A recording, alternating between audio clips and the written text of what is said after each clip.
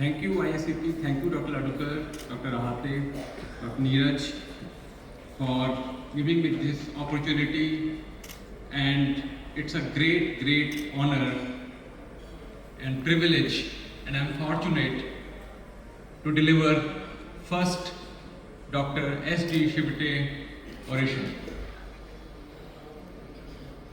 We were together.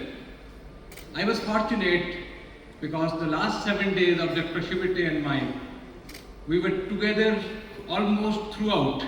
We were together in Russian Society meeting in Moscow, and 7 days I was lucky to be with him almost at every corner.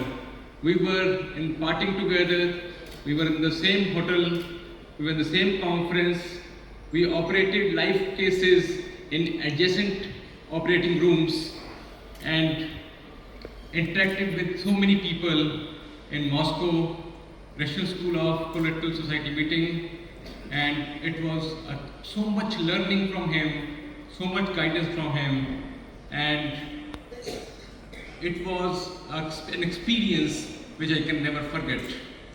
And while on our flight back from Moscow to Delhi, when our flight landed, I went to him to say goodbye.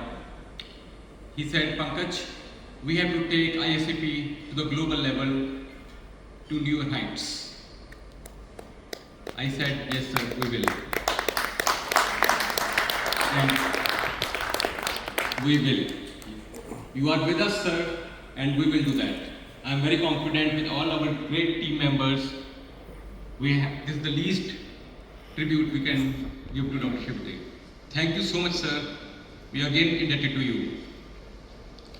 So, I shall be talking on innovation is a state of mind. Dr. Chivate's strongest, he has so many strengths. The strongest point about him was the innovation. He was from a small town with no resources, and we see what he has created, and he innovated so many procedures, and the unique thing was those innovations were not gadget driven. They were not driven by companies. It was something simple which any surgeon in a primary setup can do for a poor patient. That's what we always used to say, that we have to do something for poor patients. And that's what a topic very close to my heart.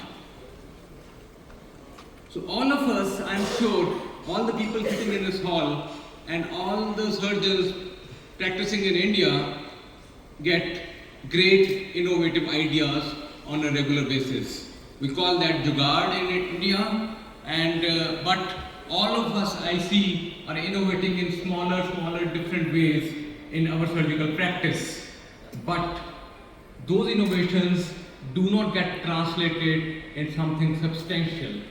So that is what my talk is intended to. If I can motivate even some of you people to do that, it will be, the purpose is solved. So the main issue is how to translate ideas into quality research.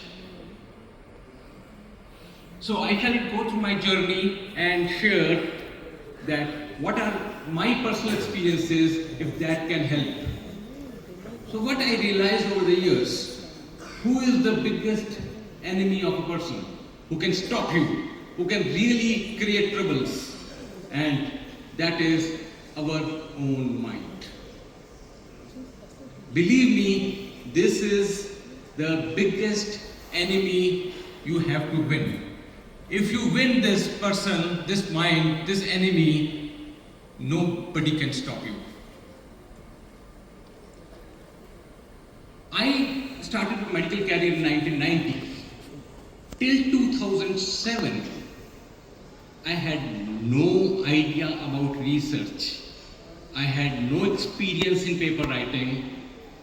I was a novice, always dreaming if I could have a single publication and I could see my name on PubMed. So that was one of my dreams, and I had no big dreams. I just wanted a simple single letter or case report in a PubMed index journal. In 2007, I mustered courage and I wrote a case report.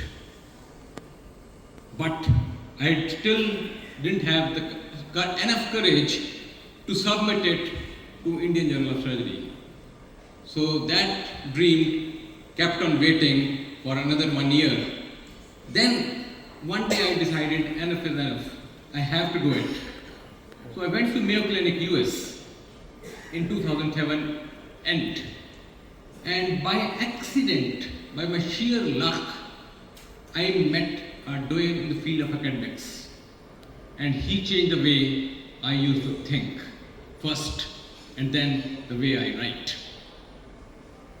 He was Professor Jagat Narula. He was my senior from AIMS Delhi. When I was entered in my medical school in AIMS, he was doing his DM cardiology. And when I went to him in 2007 in US in Mayo Clinic, he was head of department of UCI Irvine of cardiology. So incidentally, I bumped into him. And he was at that time executive editor of one of the highest ranking cardiology journals, Journal of American College of Cardiology. So he said, Pankaj, how are you here? I said, I've come here to learn research. He said, come with me. I said, sir, I am a surgeon, you are a cardiologist. How will I learn research in cardiology? He said, Pankaj, research is research. It transcends artificial boundaries made by us mortals. That made sense. So I went with him and spent 4 weeks in UCI Irvine. And 4 weeks was a life-changing experience. He gave me 4 projects along with a consultant in cardiology, 2 senior residents, fellows in cardiology, 4 residents in medicine, and doing his learning, which just worked on those projects. They were on vulnerable plaques. Vulnerable plaques are the plaques. Normally heart attack is caused suddenly. No, stenosis doesn't cause heart attack usually. In more than 2/3 cases, it is the sudden rupture of the plaque which causes heart attack. So our project was on the plaques which are vulnerable to rupture, and they rupture, and that's why the clot forms. It leads to sudden heart attack. So we worked on those projects for 4 weeks, and by the end of 4th week, we completed all the 4 abstracts and submitted them for American College of Cardiology meeting in Chicago, scheduled in March 2008. And subsequently, my papers got published in cardiology journals of US. But more importantly, it did what was a boon in waiting. It broke the barricades of my mind. When I went there, I realized the people I was working with, the residents of medicine, the fellows of cardiology, the day in, day night, they were talking of Lancet, JAMA, circulation, and I could see that they are like all are ordinary human beings like we are ordinary human beings. They are not extra special.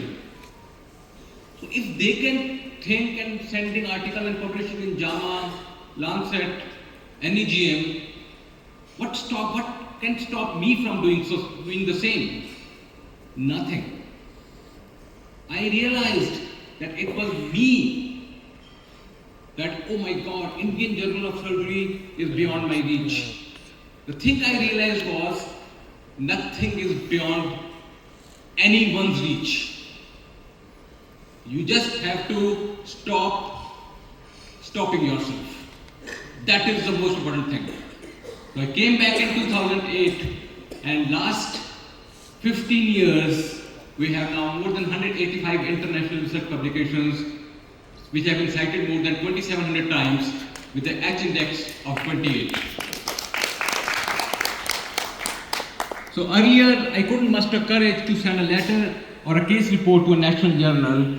Now we have published RCTs, meta-analysis, systematic reviews, and invited articles in all top global journals. Next important step. After breaking barricades of mind, value of a mentor. There is a small point which needs to be realized. That importance of mentor cannot be undermined. Normally, we tend to fall in place wherever we get an opening. I just passed out my residency or my fellowship. Next opening, wherever I get, oh my God, I've got a job there, I've got a slot there, I'm going there. We make a mistake. It is so important that we choose the mentor. Normally we think that mentor chooses us. No. You have to choose your mentor, then that will decide your destiny. Believe me. Because we have to be extra careful how and whom we choose as a mentor. I will depict this with an example which will clarify it. Let's say in the extreme left, we have a pointer here. Okay, one second. We have our level of mentor is okay. Level of mentor is, let's say, 25. We are very good. We are very brilliant. After 5 years, we will be at 50% of our mentor. So we will reach 50. If the level of our mentor is 50, we will reach 25 after 5 years. And if the level of mentor is 200, we will reach 100 after 5 years. Way, way, way ahead of so many mentors. So that is the value of a mentor. I always give this example that a great mentor can fly you above so many mentors by a shortcut. And that is the best, only shortcut I advocate, that you choose a mentor carefully. He can take you above so many mentors and to great places. So if someone is a lawyer, I always tell them, you have to start your practice. Someone is a surgeon, go to the topmost surgeon and tell him, I want to be trained with you. He says, I have no slot. Sit outside his home, clean his terrace for 1 year. He will have to take you. And believe me, 1 year you have done that, after 5 years, you will be above so many mentors. So choose your mentor very carefully, because time is gold, so you cannot have unlimited time. So the best example is, when I worked for 4 weeks with Professor Jagat Narula, we worked on a review article, and that was arithmetic of vulnerable plaques for non-invasive imaging. And ironically, my first article which I got published was in Nature Cardiovascular Reviews, which is the highest ranking cardiology journal in the world today. And I think only a very few cardiologists in India would have an article in Nature Cardiovascular Reviews. And I, a colorectal surgeon who doesn't have a case report, has the first article in Nature Cardiovascular Reviews only because of mentor. That is a very perfect example of value of the mentor, where he can take you in whisper, otherwise you cannot go in 50 years. The third point, remove shortcuts, work hard. Everyone knows that. And I always say, this is my quote, anything of value doesn't come easily, and anything that comes easily is not of value. So never ever think you can get anything easily, because what you can get easily, anyone else can also get it very easily. So work hard, there is no substitute for that. You have to work hard. And if ever between two people I have to choose, a person who's an Einstein but not hardworking, and a hardworking guy but less talented, I won't have to think. The hardworking guy wins hands down. Now, the fourth point, passion. Passion is something which can be there naturally or it can be developed. So passion, once you have, believe me, once you are able to do that, you are able to develop passion, things become very easy. You don't have to work hard, you don't have to do anything, because passion will propel you to do everything. Earlier you used to work 8 hours, but you get tired. But once you are passionate about something, even after 18 hours, you are not tired. So passion is something which makes efforts and work seamlessly easy, and you would be surprised how easily and faster it takes you to places. Initial reviewers' comments which I received are interesting, that's why I'm sharing them. The first few papers I sent when I came back to India in 2008, is this a scientific article? Please get your article corrected by an English-speaking colleague of yours. Do some good course in paper writing. One of the reviewers said, I would have written an article myself in the time it consumed in reading and understanding your silly manuscript. You didn't write silly, but it implied that. So I had 100 reasons not to write papers. I was in a private sector, I was in a small place, I had no access to papers for literature review, nothing, no research grant, no statistician help, no experience apart from the one I got in US. But somehow that visit ignited the passion in me, and I had only one reason to write papers, because I had to write them. And that overcame all those 100 reasons not to write a paper. And fifth point, as I started at the beginning, which I am very sure we are not lacking, is innovation. We Indians are very strong and very good. Even in this conference, I was talking to people who have innovated. Innovation can be very small.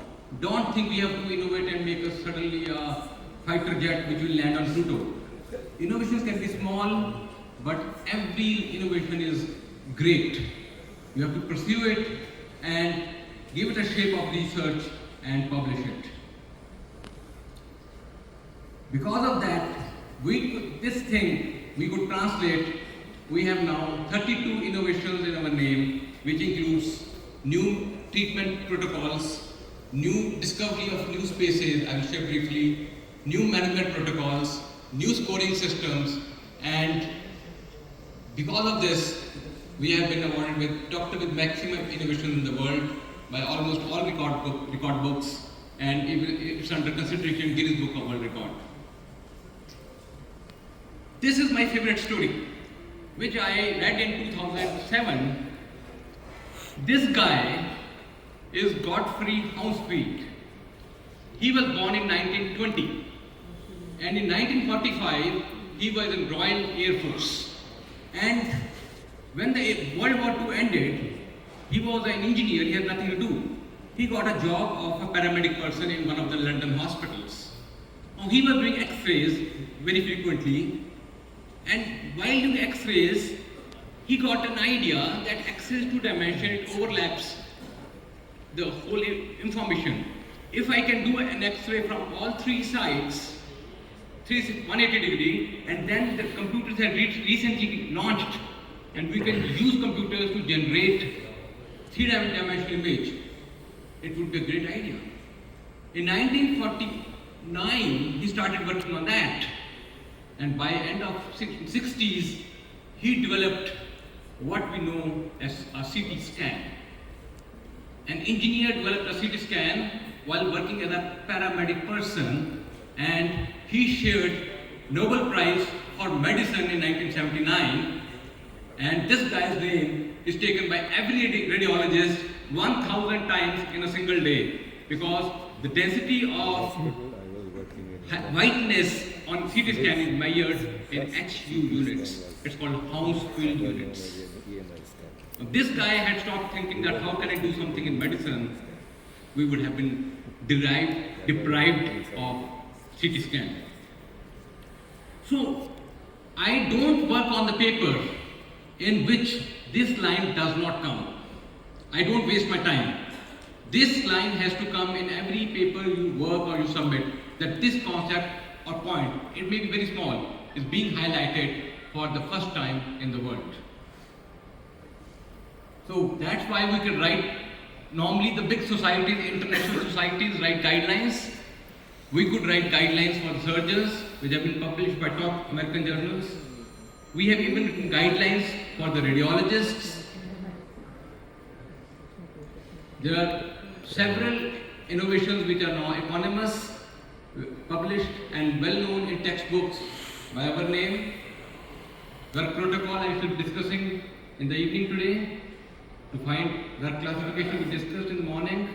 The Garg scoring system to predict long-term healing in cryptoglandular and fistulas. Then a new incontinence scoring, now being published as Garg incontinence scores, are published all across the world by several journals. And we discovered a new anatomical space. Now, discovery in an anatomy is quite improbable because unlike surgery, which is 150 years old, anatomy is thousands of years old. So the new space we have discovered, I received a communication from the section editor of colorectal anatomy of Gray's Anatomy that in next edition, this will be covered in Gray's Anatomy as well. Now we have a research grant of 0 rupees. Still our research have been published and rated higher than AIMS, PGI and all institutes who have research grants rending in crores.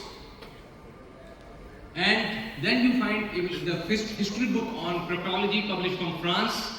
So they included our contributions in the field of proctology in that history book. And this was a very good feeling. The top experts from US, David Armstrong, who's the inventor of plug, France, Poland, Portugal, Italy, and Malaysia, they worked and collaborated together to write a full 10-page article on our work in a global journal.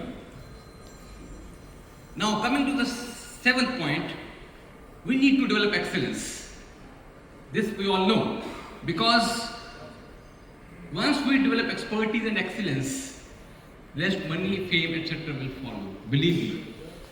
But if it's the other way around, nothing will happen. You will lose excellence, and once you lose excellence, you lose the plot. So always strive to be excellent in whatever small thing you do. I was doing all general surgery, advanced laparoscopic surgery till 2011. Then in 2011, a turning point came. I was given a top award, Young Investigator Award by Sages in Phoenix, April 5th, 2011. And same month, American Society of ColoProctology Surgeons gave me the Traveling Fellowship Award. And that time I decided, quite with great difficulty, that I need to focus on limited area. Normally in practice we have a tendency to do more and more. I decided to constrict. And it was a difficult decision because at that time, my friends said, "You are doing proctology. That is a domain of quacks. Pankaj, think twice." But I said, I have to develop excellence in that. And I stopped doing everything, and it really, really helped me. Because time is limited. And so always decide for yourself what is good for you. Never follow the herd mentality.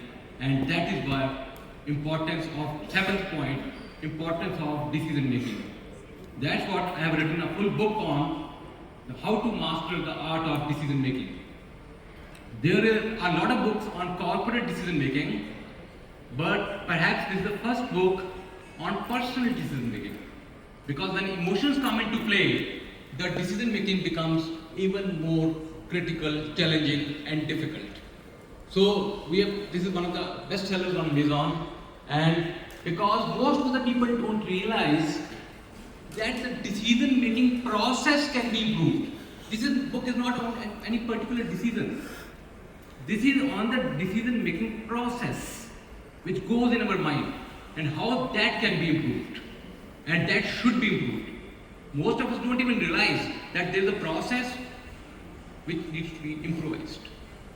So that is the most important thing, because a wrong decision can lead to wrong results. Even a right decision can lead to wrong result, but that's exception. That's why we should work on our decision making and be very proactive on that.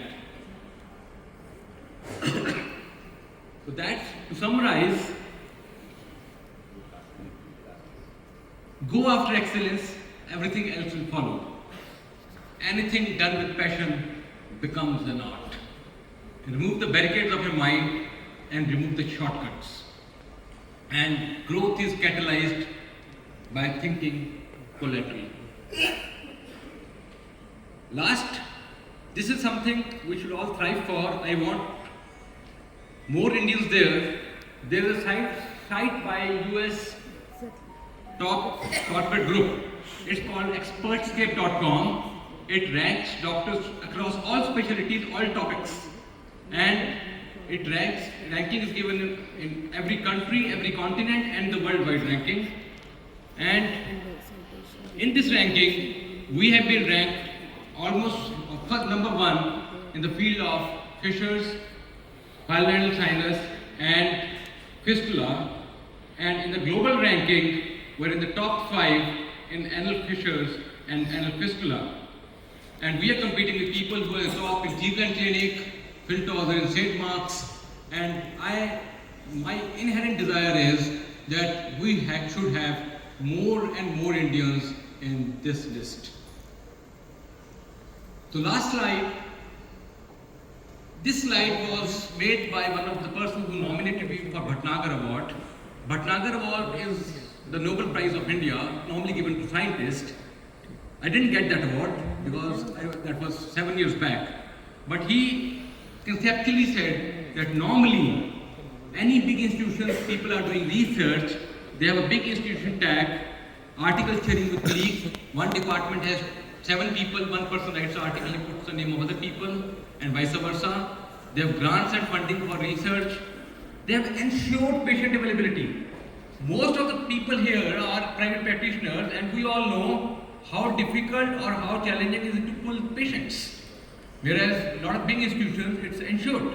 They have infrastructure, logistics, manpower, and we had nothing. Still, just by passion, you can do what and negate the absence of all these things. That is the key home message. And as I shared, this is my favorite quote: anything done with passion becomes an art. Thank you so much.